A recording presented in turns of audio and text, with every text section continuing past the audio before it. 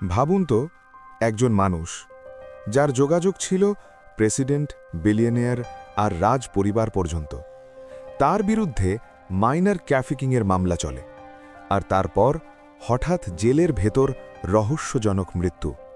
আজ আমরা কথা বলবো এপস্টিন ফাইলস নিয়ে, যেগুলো অফিসিয়ালি এক্সিস্ট করে, কিন্তু পুরো সত্যটা এখনও অন্ধকারেই। ডিসক্লেমার: এই ভিডিওতে যা বলা হবে সবই কোর্ট ডকুমেন্টস, রিপোর্টস এবং ভিকটিম টেস্টিমনিজের উপর ভিত্তি করে। কোনো নাম আসা মানেই গিল্টি প্রমাণ নয়। আমি শুধু অ্যালিজেডলি এবং রিপোর্টেড ফ্যাক্টস শেয়ার করছি। জেফ্রি এপস্টিন কে ছিলেন? জেফ্রি এপস্টিন ছিলেন একজন আমেরিকান ফাইন্যান্সিয়ার, অত্যন্ত ধনী, private jet, private island, Little Saint James. আর তার সবচেয়ে বড় শক্তি ছিল ক্ষমতাবান মানুষদের বিশাল নেটওয়ার্ক। এপস্টিন কোথায় জন্ম, কোথায় বড় হয়েছিলেন? জেফ্রি এপস্টিনের জন্ম 20 জানুয়ারি 1953 ব্রুকলিন, নিউ ইয়র্কে, একটি সাধারণ মিডল ক্লাস পরিবারে। কোনো রাজকীয় বা বিলিয়নিয়ার ব্যাকগ্রাউন্ড ছিল না। ব্রুকলিনেই তার শৈশব কেটেছে। কলেজ ডিগ্রিও সম্পূর্ণ করেননি, তবুও এলিট ওয়ার্ল্ডের ভেতরে ঢুকে পড়েন। এপস্টিন এত ধনী হলেন কিভাবে? 1970s দশকে এপস্টিন কাজ পান ডাল্টন স্কুলে, যেখানে আমেরিকার সবচেয়ে ধনী ও ক্ষমতাবানদের সন্তানরা পড়ত। এখান থেকেই তার কানেকশনস তৈরি হয়। পরে তিনি বেয়ার স্টার্নস নামের ইনভেস্টমেন্ট ফার্মে যান, তারপর হঠাৎ করেই নিজের প্রাইভেট ওয়েলথ ম্যানেজমেন্ট কোম্পানি খুলে ফেলেন। আজও পরিষ্কার নয় তার আসল ক্লায়েন্টস কারা ছিলেন এবং এত টাকা ঠিক কোথা থেকে এলো। এই রহস্যের কারণেই তার ওয়েলথ নিয়ে আজও প্রশ্ন ওঠে। ফার্স্ট কেস এবং সফট পানিশমেন্ট। 2005-এ ফ্লোরিডা থেকে অভিযোগ ওঠে আন্ডার এজ গার্লসের সেক্সুয়াল অ্যাবিউজ। 2008-এ এপস্টিন একটি সিক্রেট প্লি ডিল করে। ফলাফল মাত্র 13 মাসের জেল, তাও রিল্যাক্সড কন্ডিশনসে। সেই সময় থেকেই প্রশ্ন ওঠে যে এত সফট ট্রিটমেন্ট কেন? এপস্টিন নেটওয়ার্ক ও ট্রাফিকিং অ্যালিগেশনস। ভিকটিমসদের মতে এপস্টিন একা অপরাধী ছিল না। সে অ্যালিজেডলি একটি সেক্স ট্রাফিকিং রিং চালাত, যেখানে পাওয়ারফুল লোকজন জড়িত ছিল।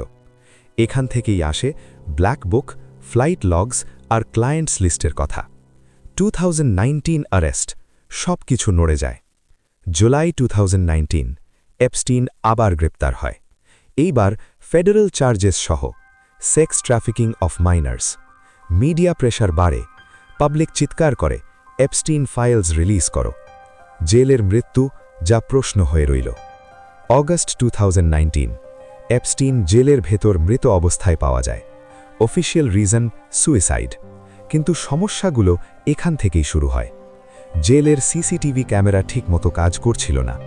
রিপোর্টস অনুযায়ী প্রায় 2 মিনিটের সিসিটিভি ফুটেজ মিসিং।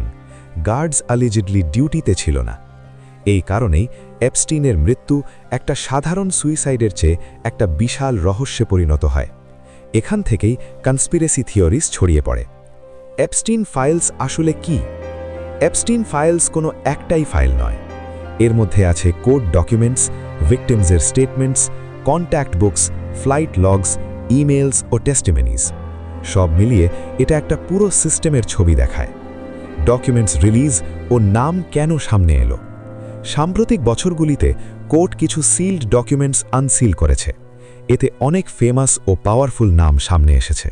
কিন্তু একটা কথা পরিষ্কার, নাম থাকা নট ইকুয়াল টু অপরাধ প্রমাণ। তবুও প্রশ্ন ওঠা স্বাভাবিক। ক্লায়েন্টস লিস্ট সত্য না মিথ? অফিসিয়ালি কোনো কনফার্মড ক্লায়েন্টস লিস্ট পাবলিক নয়, কিন্তু ভিকটিমস বলেন ক্লায়েন্টস ছিল, পাওয়ারফুল ছিল আর তারা প্রোটেক্টেড ছিল। এখানেই সত্যটা ঝাপসা হয়ে যায়। এই কেস এত ডেঞ্জারাস কেন ছিল? কারণ এতে ছিল টাকা, ক্ষমতা, রাজনীতি। আর যদি পুরো সত্য বেরিয়ে আসত, সিস্টেমের অনেক বড় বড় লোক পড়ে যেতে পারত। এপস্টিন মারা গেছে, কিন্তু তার সাথে জড়ানো প্রশ্নগুলো আজও বেঁচে আছে। ফাইলস খুলছে, কিন্তু প্রশ্ন একটাই, পুরো সত্য কি কখনো সামনে আসবে? আজকের ভিডিও এখানেই শেষ করি। যদি আপনাদের এই ধরনের মিস্ট্রি থ্রিলার ভিডিও ভালো লেগে থাকে, তাহলে চ্যানেলটি সাবস্ক্রাইব করুন। কমেন্টে জানাবেন পরের ভিডিও কোন টপিকে চাই।